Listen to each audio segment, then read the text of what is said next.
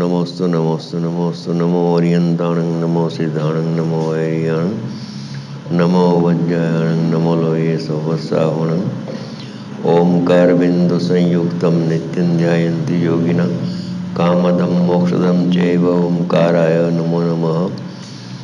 मंगलम भगवान वीरो मंगलम गौतमो गणि मंगलम कुंद कुंदार्यो जैन धर्मोस्तु मंगलम सर्वमंगल मांगल्यम सर्वकल्याणकारकम प्रधानम सर्वधर्माणां जैनम जतु शासनम नमः समयिसाराय स्वानुभूत्या चकाशते चित स्वभावाय भावाय सर्वभावांतर्चिते। આ પ્રદેશની ભિન્નતા બતાવે છે. આ પાણી છે એ કઈ દૂધની પર્યાય નથી. પાણી છે એ તો વસ્તુ જુદી છે. જુદી છે.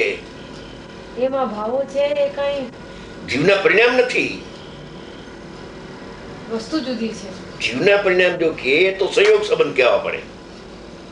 સંયોગ સંબંધ જુદું, એક ક્ષેત્રાવગાહ સંબંધ જુદું અને તાદાત્મ્ય સંબંધ જુદું. જળ કર્મની હારે એક ક્ષેત્રાવગાહ સંબંધ છે એમ કરતા કર્મમાં લીધું છે અને ક્રોધાદી સાથે સંયોગ સંબંધ છે. એટલે અહીંયા અજ્ઞાન સિદ્ધ કરવું છે માટે વ્યવહાર સિદ્ધ કરવું છે ને અહીંયા તો નિશ્ચય સિદ્ધ કરવું છે, જુદાઈ સિદ્ધ કરવી. નિશ્ચયથી કેમ નથી? હા, એ પાઠ ચાલે છે. બરાબર.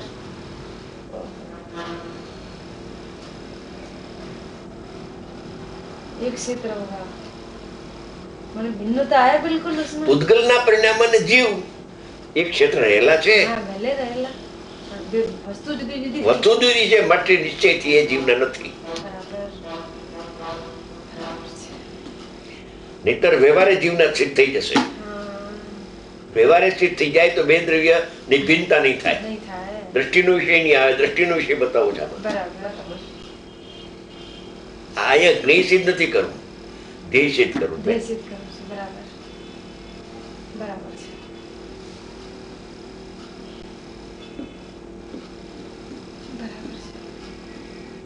આ જીવ અધિકાર જોજો 68 ગાથા સુધી બહુ ઊંચો આવશે.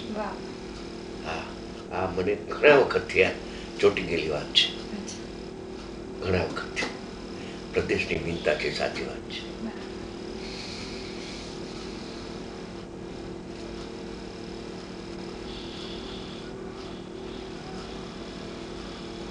આત્માને પરિણામી કેવો ઉપચાર થઈ ગયો એટલે પરિણામ નથી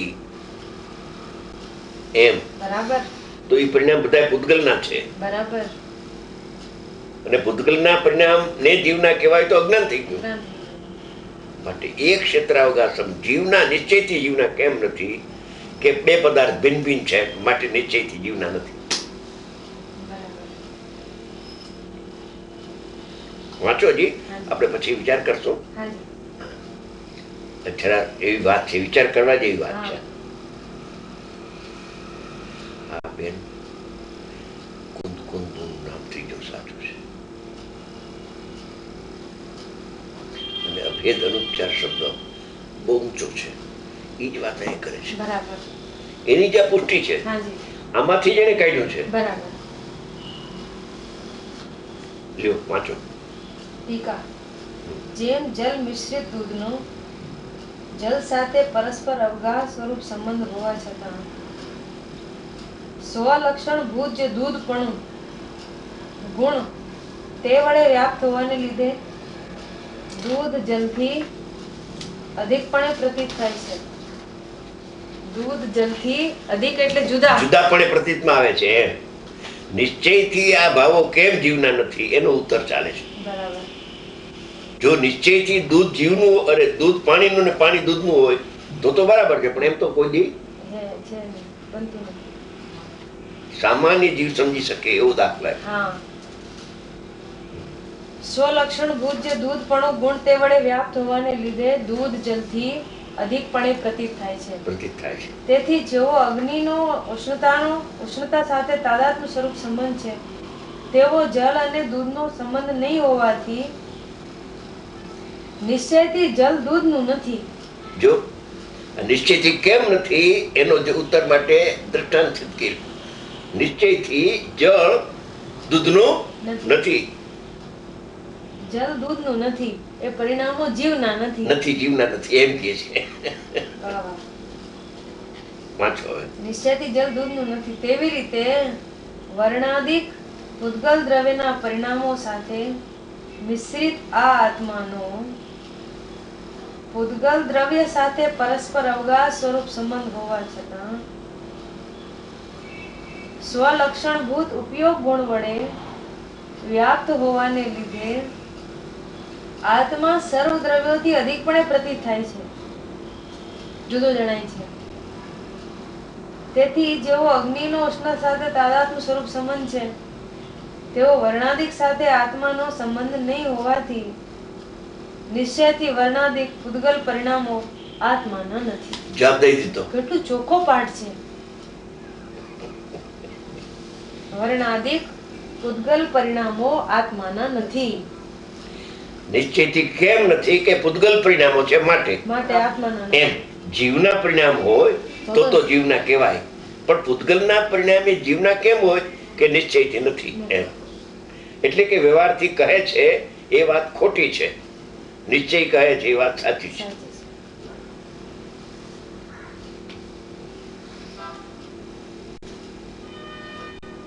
ગંભીર છે, થોડો વિચાર કરજો પછી આ વાત ઉપર.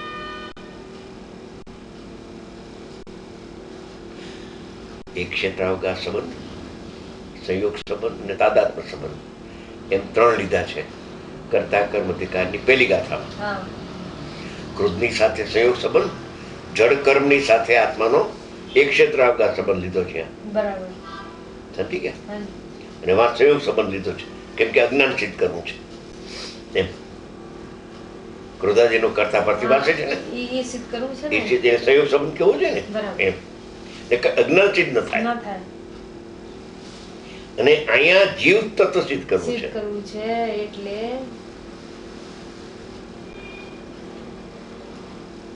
શાંતાબેનને મેં કહ્યું મૂકું નહીં, પ્રદેશ ભેદ છે, આખી વાત છે.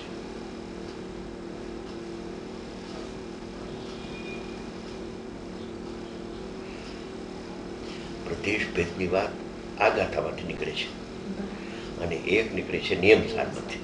બરાબર. એ મને હમણાં યાદ આવ્યું. નિયમ સારમાંથી નીકળે છે. એમાં તો એકદમ ચોખ્ખું છે. નિયમ સારમાં તો ચોખ્ખું અશુદ્ધ અંતર તત્વો એના પ્રદેશો અને શુદ્ધ અંતર તત્વના પ્રદેશો ભિન્ન છે. અહીંયા તો અશુદ્ધ અંતર તત્વના પ્રદેશ. હવે અશુદ્ધ અંતર તત્વના અભાવ પૂર્વક જ ઓલું થાય છે ને, બસ એટલે એના પ્રદેશ ભિન્ન થઈ ગયા. જે અંશમાં અશુદ્ધતા છે અહીંયા ટળીને શુદ્ધતા પ્રગટ થાય છે, તો આનાથી તો ભિન્ન હોય છે તો ઓલું ભિન્ન થઈ ગયું એમ. એવું અહીંયા છે. આ વાત એવી છે કે દ્રવ્યનો યોગ સૂક્ષ્મ ગંભીર છે અને કોઈ સમ્યક દ્રષ્ટિ છે એના પારને પામી શકે અથવા કોઈ નિકટ ભવ્ય હોય, જેમ કે ગુરુદેવ અને સમ્યક દ્રષ્ટિ નહોતા એ નિકટ ભવ્ય ખરા ને અને સંસ્કારી પૂર્વક દેશના લગે એટલે પારને પામી શકે. નિર્મળ પર્યાયના પ્રદેશ ભિન્ન છે, 11 ભાગમાં આવે છે. નિર્મળ પર્યાયના સોગાનીજીએ કીધું છે, કહ્યું છે ને. એટલે આ વાત સત્ય છે એમ. એટલે જો તમે આત્માના પ્રદેશ નિર્મળ પર્યાયના પ્રદેશ એક છે તો દ્રષ્ટિનો વિષય દ્રષ્ટિમાં નહીં આવે ને. તો પર્યાયથી સાપેક્ષ તમે લઈ લીધું દ્રવ્ય, આમ કરીને આમ લીધું પણ એમ લીધું, એક ને એક આવ્યું પાછું.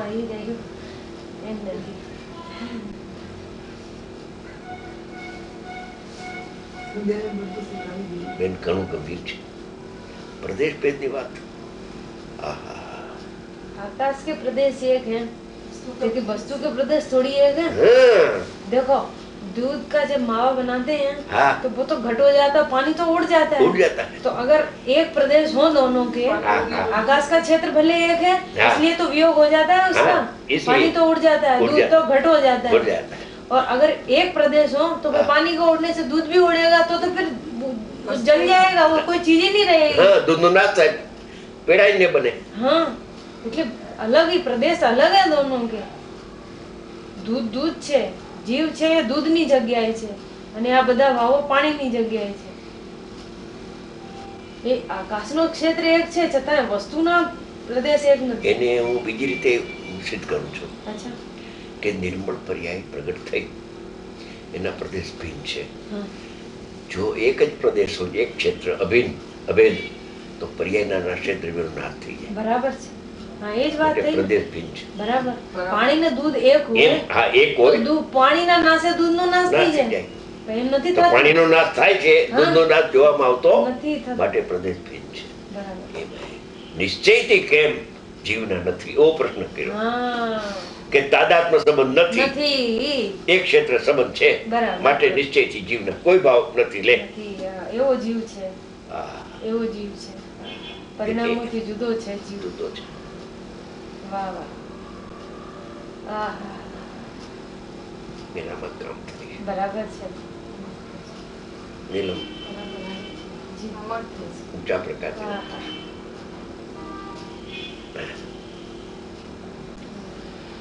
આ વસ્તુની સ્થિતિનું વર્ણન કરે છે. બરાબર. કોઈ પામે છે એક ક્ષેત્રે માને છે તો વેદન ક્યાં થયું? નથી ને. ક્ષેત્ર એક માને તો વસ્તુ એક હો ગઈ ને. એક હો ગઈ ને વસ્તુ તો. નહીં, વસ્તુ એક નહીં है, ક્ષેત્ર એક નહીં. સર્વતા અભિન્ન થઈ ગઈ. હા, એમ નથી. કથનચિત ભિન્ન ને કથનચિત અભિન્ન માંથી ગયો ભેદ સર્વથા અભિન્નમાં આવી ગયો ને. એક ક્ષેત્ર છે તો નિર્મળ પર્યાય ને આત્માનું ક્ષેત્ર એક છે, તો નિર્મળ પર્યાય પહેલા મિથ્યાત્વ હતું, એનું ક્ષેત્ર એક થઈ ગયું. એવું નથી. એસા છે નહીં, એ નહીં. એવું જોવામાં આવતું નથી. એવું જોવામાં આવતું. બસ આપણે તો એક વાર એ ગઈ મુમેન્ટ અંતરદ્રષ્ટિથી જોતા એવું જોવામાં આવતું નથી.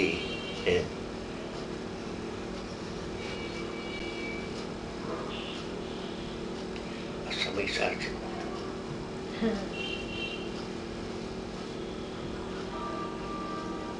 પરંતુ જેમ સૂક્ષ્મ જેમ ગંભીર એમ મજા આવે. અત્યંત. અને દ્રષ્ટાંત એક સરસ, નિશ્ચયથી કેમ જીવના નથી ને તમે પૂતગલના જ કયો છો, તો પૂતગલના સિદ્ધ કરી દો. હા, કરી દો પૂતગલના સિદ્ધ. કરી દીધા ને. કરી દીધા.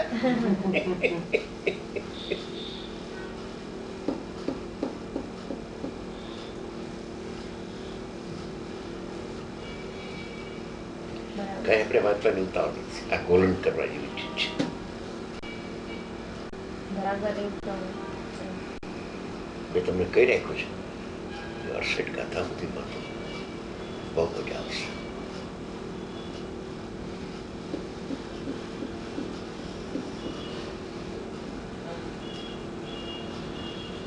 આ બધા જે વાત આવી છે ને, એ બધા ભાવો જે છે ને ગુણસ્થાન માર્ગના હતા, એ ભૂતગલની સાથે આવિર્ભાવ તિરોભાવ થયા કરે છે એમ રહેશે. અને ગજબ છે 68 ગાથા, 68 સુધી બહુ લેશે. એકદમ ચોખ્ખું લે, નાયક હાથમાં આપશે. જીવ કરતા અજીવ અધિકાર ઊંચો છે.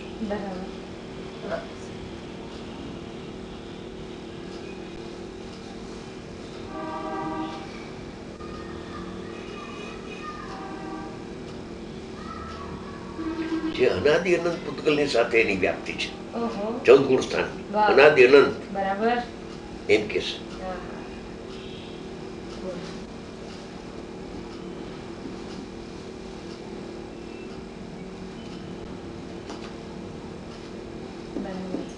નિશ્ચયથી જીવના કેમ નથી એટલો પ્રશ્ન કર્યો. હે હાજી. અરે નિશ્ચયથી જીવ ના હોય તો જીવ અજીવ થઈ જાય.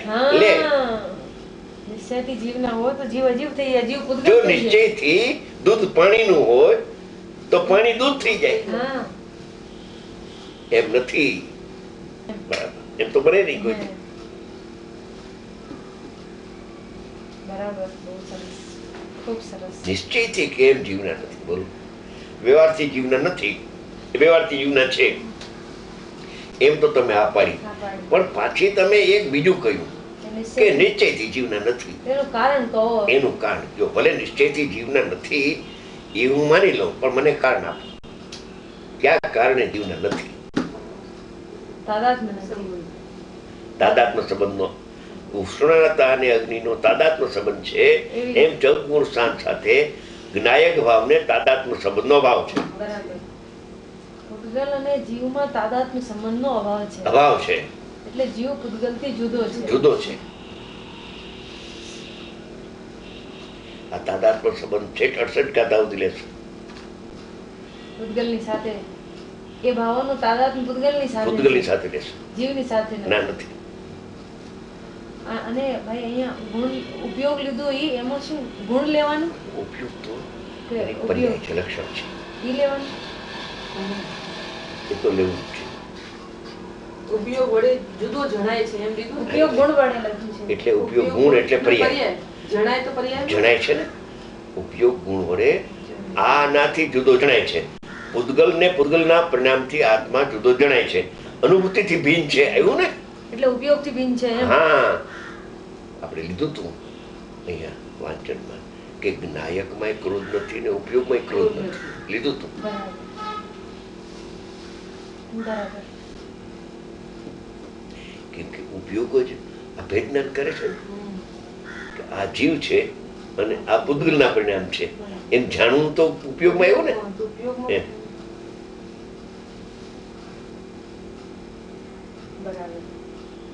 પછી અભેદ થઈને શુદ્ધ ઉપયોગ થાય. એમ જો આમ જાણે ને તો શુદ્ધ ઉપયોગ થઈને અનુભવ થાય, એમ અનુભવ કરાવો છે. જેમ અગ્નિ ને ઉષ્ણતાનું તાદાત્મ્ય છે એમ ઉપયોગ ને આત્માનું તાદાત્મ્ય છે. હા, એમ લઈએ ઉપયોગમાં ઉપયોગ છે એમ લઈ લઈએ તો અનુભવ થઈ જાય. એમ તો ઓલા ભાવોથી ભિન્ન પડી જાય. કેમ કે ઓલા ભાવો તો પૂતગલના સંબંધથી ઉત્પન્ન થયેલા છે. આ ઉપયોગ ચૈતન્યનું પરિણામ છે, સામાન્ય ઉપયોગ.